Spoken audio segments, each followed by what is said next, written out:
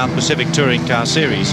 This will be over 34 laps of the circuit. Sold between March 1972 and September 1973, the XA series was the first Falcon to be designed. Hey! Thought this film was about Ford Falcon Coupes. The footage doesn't have any of these cars? Yeah, but if you look at the title, it does show, and the tracks. Go on. There are some famous tracks in Australia that have been closed down. These have either been turned into housing estates or left to be overgrown. Yes, Catalina Park is one of these. I walked around this overgrown track at the base of the cliffs in Katoomba. Can I continue on Yes, now? go ahead. Sold between March 1972 and September. Hey!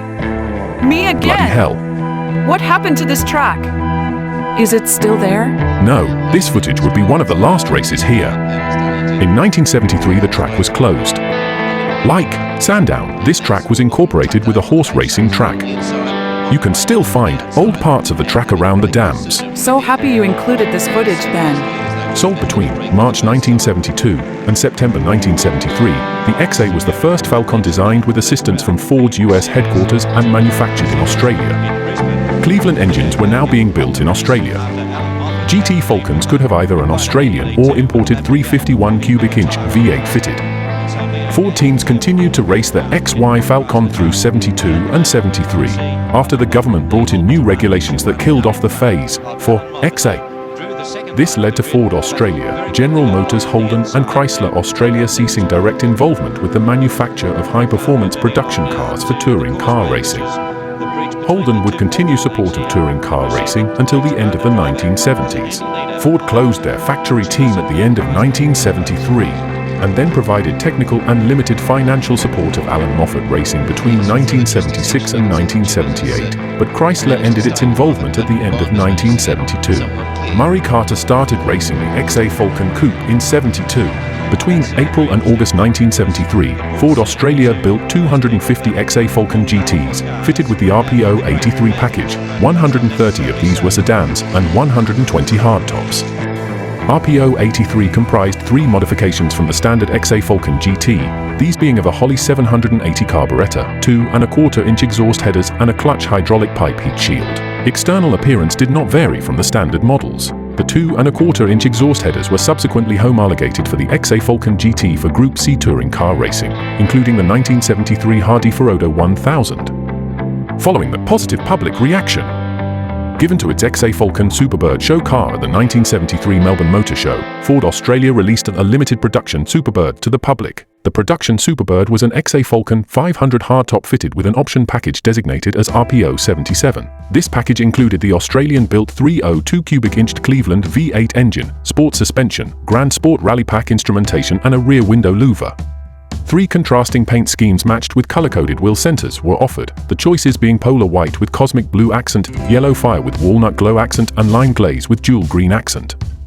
A large hand-painted Superbird decals adorned the rear quarter panels and the rear-mounted Falcon 500 badging was retained.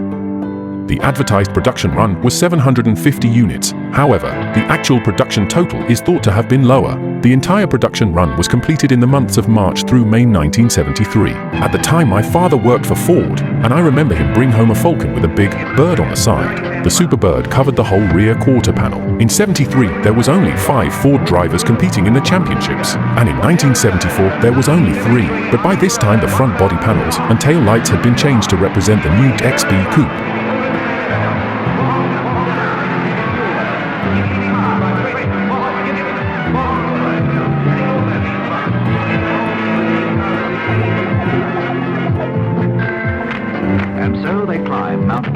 For the first of 162 times. 1,000 kilometers of torture for man and machine in a classic race that is like no other. An enduro in the fullest sense of the word. A supreme test that would expose the full range of human emotions. From the elation of a win to the pain of a loss. From happiness to despair. From laughter to tears. This track can be brutally unforgiving. Yet they come back each October with their machines to drive themselves hard for the garland that comes with victory in this, the toughest of all automobile events, the Bathurst 1000. This is the story of a team that has known the glory that comes with a win on this tough ribbon of bitumen. It is familiar with the awesome effort required to mount a victorious attack on the race. Yes, it has known elation, happiness, laughter.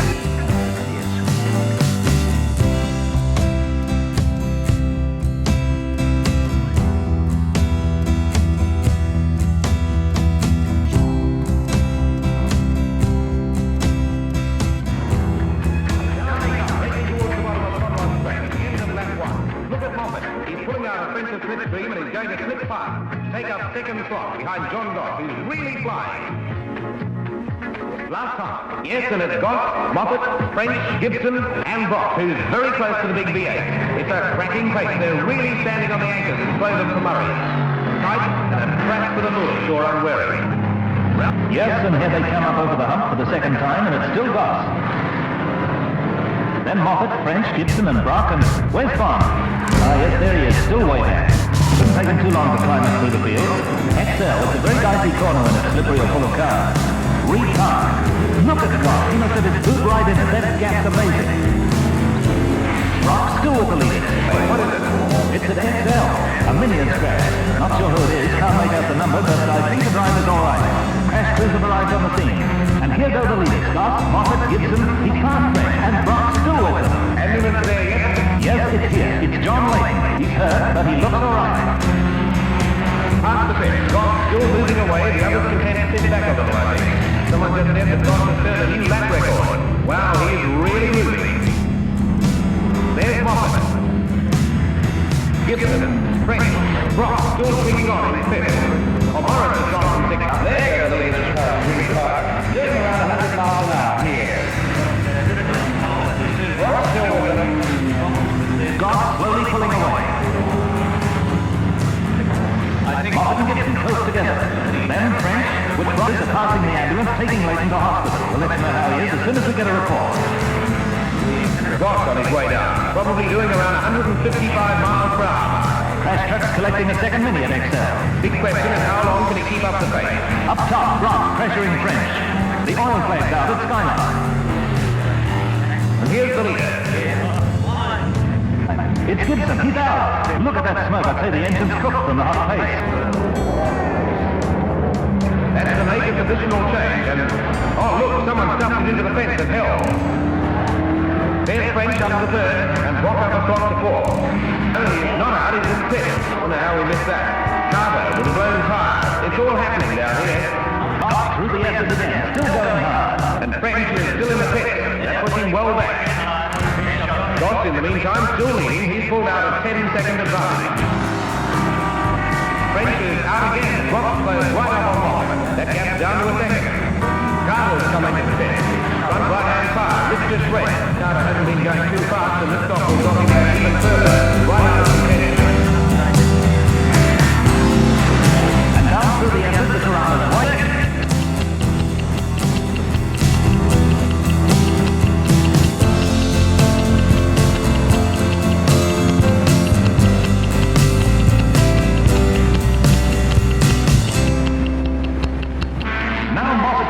Release, and Holden again relied on the XU1, now with Weber carbies, uprated engine performance and better brakes, all permitted with the ending of the showroom stock regulations. Speed, agility and fuel consumption were the Torino strong points, and 18 of the Holden strike weapons lined up against 5 of the new XA two-door Falcon GT Superbirds. With Moffat and Gagan leading home 4 Torinos. A year later, and Holden had V8 power back at the mountain in the form of the Torino SLR 5000. The rivalry with Ford now entrenched in the folklore of the great race.